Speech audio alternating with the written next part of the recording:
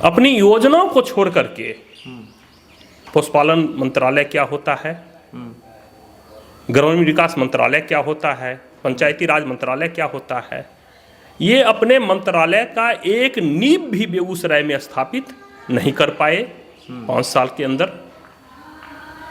और विधायक गुरु जब वैसा तो चेला कैसा। बिहार के अंदर लगता है भारतीय जनता पार्टी बौंझ हो रही है, वो बच्चा पैदा ही नहीं कर पा रही है कि 4 लेन मैंने कर दिया, एनटीपीसी कर दिया, फर्टिलाइजर कर दिया, आईओसी कर दिया। अरे भैया किसको आप समझा रहे हैं ये मूर्ख वाली बात। ये तो जब आप नवादा के सांसद थे उसी समय सरकार ने इसको कैबिनेट से पास कर करके और बेगूसराय को दे दिया। लगता है राजनीति का दुकान राजद खोल रहा है। अच्छा, वहाँ कोई विचार नहीं है, वहाँ कोई सिद्धांत नहीं है।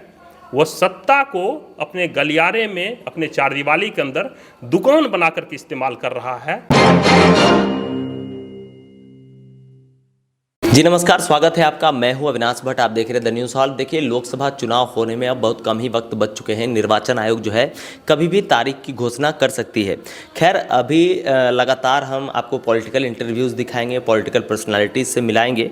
इसी संदर्भ में हमारे साथ जो शख्सियत मौजूद हैं वो अनभिज्ञ नहीं है, तमाम लोग इनको जानते हैं। संजय गौतम जी हैं, भाजपा के पुराने नेता रहे हैं और अब जो है सर बागी हैं आप। ठीक है, विधानसभा भी लड़ लिए, नहीं सही बात है, विधानसभा भी आप निर्दलीय लड़ लिए, पार्टी ने आपको टिकट नहीं दिया और तब से लेकर आज तक आप पार्टी में दोबारा झांकने भी नहीं गए। तो हम आपसे पहला सवाल करेंगे कि ये जो कार्यकाल रहा पूरा, इसको आप किस नज़रिए से देखते हैं। केंद्र स्तर की भी बात समझना चाहूँगा और जिले स्तर पर भी, क्योंकि सर दोनों प्रतिनिधि चाहे विधायक हो या सांसद हो, दोनों भाजपा से हैं। क्या कहेंगे? सर्वप्रथम आपका बहुत बहुत स्वागत है अविनाश जी। देश के अंदर लंबे समय से एक घराने की जो राजनीति हो रही थी उसको समाप्त करते हुए भारतीय जनता पार्टी ने कार्यकर्ताओं के बल पर लंबी लड़ाई के साथ शासन पाया।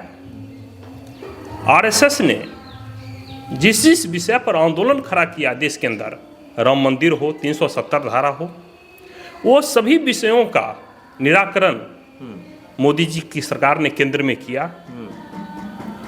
दूसरा पहलू वहीं पर आता है, स्थानीय सांसद, केंद्र सरकार के प्रतिनिधि की बात करें, बहुत बड़े मंत्री की बात करें, मंत्री हैं बेगूसराय के, वह सांसद जी का कार्यकाल उसी तरह एक गोल कटघरे में खड़ा है जहां की देश के सारे सांसदों का खड़ा है।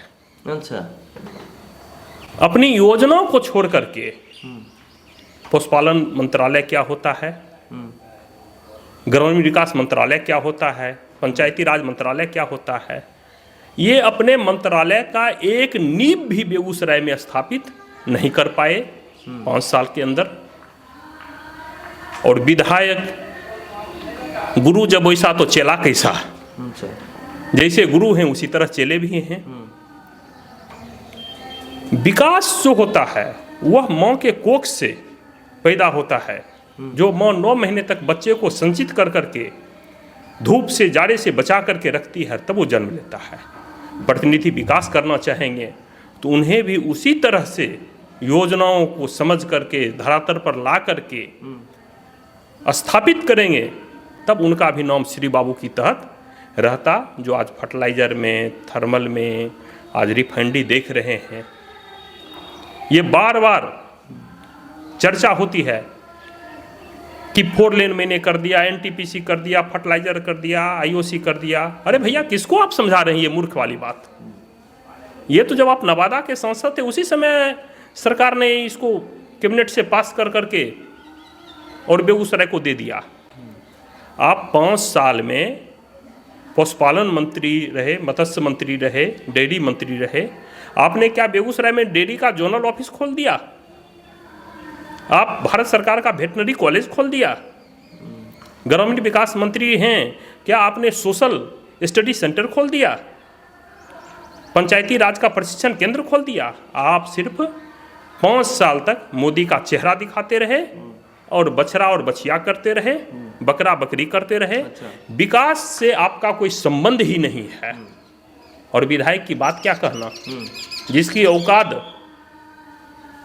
बेगूसराय को हिंदुस्तान के पैमाने पर लाने की थी, वह तो शून्य पर आउट कर देता है।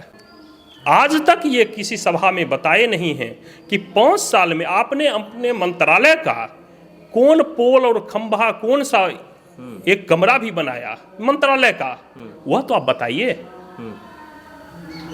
इनके पास कोई उसका जवाब नहीं है। बार बार मोदी का, तो भैया कितना आप, इसका मतलब आप में ताकत नहीं है। हर वक्त एक बड़े चेहरे को दिखा करके उसी पर चुनाव जीते। बेगूसराय का आदमी 6.5 लाख, 7 लाख वोट दिया और उसी चेहरे को भजाना चाहते हैं। ऐसे जो निकम्मे सांसद हैं किसी भी क्षेत्र में, उसको तो तुरंत वापस लेना चाहिए। और राजनीति में ऐसे लोगों का दुर्भाग्य है कि पंगु बना करके, गिरवी रख करके बेगूसराय की जनता, लगता है बेगूसराय में कोई धरती पर जन्म ही नहीं लेता है। कभी नवादा से घूम करके कोई आ गया, कभी कोई नालंदा से घूम करके आ जाता है। बेगूसराय राजनीतिक विहीन होते जा रहा है। राजनीतिक सोचता रहते हुए भी राजनीतिक दलों के द्वारा इसे बिल्कुल विहीन किया जा रहा है। इसकी अस्मिता के साथ खिलवाड़ किया जा रहा है, इसको तोड़ा जा रहा है। जो बेगूसराय की ऊर्जा शक्ति है उसको समाप्त करने की एक राष्ट्रीय स्तर पर षड्यंत्र चल रही है। नीतीश की क्या बात करेंगे? उल जलूल ऐसे मैंने जिसका राजनीतिक शुचिता बिल्कुल समाप्त हो रहा है। अच्छा। और उसी के बगल में बिहार के अंदर सम्राट चौधरी ऐसा दल बदलू व्यक्ति, जो कि कभी इसके पिता कांग्रेस के गोद में खेलते थे, नीतीश के गोद में खेले, लालू के गोद में खेले, यह व्यक्ति भी नीतीश, मांझी, राबड़ी देवी के गोद में खेलते हुए बीजेपी के गोद में खेल रहा है। बिहार के अंदर लगता है भारतीय जनता पार्टी बौंझ हो रही है, वो बच्चा पैदा ही नहीं कर पा रही है।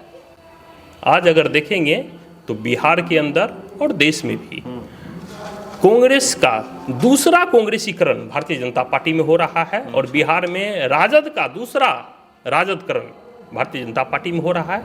इसके अपने लीडर हैं कहाँ? चलिए सर, बात जब राजद की हो रही है तो तेजस्वी यादव को लेकर क्या सोचते हैं आप? बिहार का दुर्भाग्य है, पढ़े लिखे राज्य कहे जाते हैं। अच्छा। आप कहते हैं कि बड़ा हमारे यहाँ से IAS IPS निकलता है, इंजीनियर डॉक्टर निकलता है, जी। फिर भैया 9वां पास आपके यहाँ मुख्यमंत्री बनने के लिए क्यों आ रहा है? अच्छा जी। है? बिहार में यादव समुदाय में PhD किया हुआ व्यक्ति है, MBA किया हुआ व्यक्ति है, डॉक्टर है, इंजीनियर है। तो ये 9वां फेल को मुख्यमंत्री बनाने के लिए राजद क्यों विकल है? परिवारवाद की राजनीति नहीं होनी चाहिए। लंबे समय के बाद वह समाजवाद और लोहिया के विचारों पर तमाचा है कि लालू यादव ने अपनी बेटी को 2-2 साल को, अपनी पत्नी को, 2-2 बेटे को, ये लगता है राजनीति का दुकान राजद खोल रहा है। अच्छा। वहाँ कोई विचार नहीं है, वहाँ कोई सिद्धांत नहीं है। वह सत्ता को अपने गलियारे में, अपने चारदीवारी के अंदर दुकान बना करके इस्तेमाल कर रहा है। ऐसे दुकान का शटर जल्द बिहार में गिरना चाहिए।